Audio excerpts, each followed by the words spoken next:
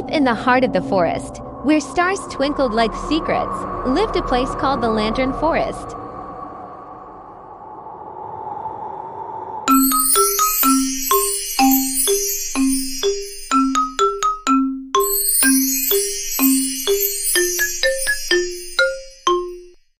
Do you think this is real? Only one way to know.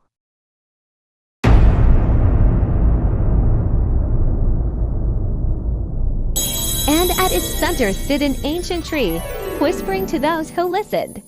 A kind heart always finds the light. One lantern shimmered brighter than the rest and floated gently into Zayan's hands. It chose you! Me! What does it mean?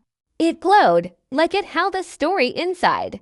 In the glow of the lantern, a lonely little fox wandered through the rain. But just then, a kind crow flew in.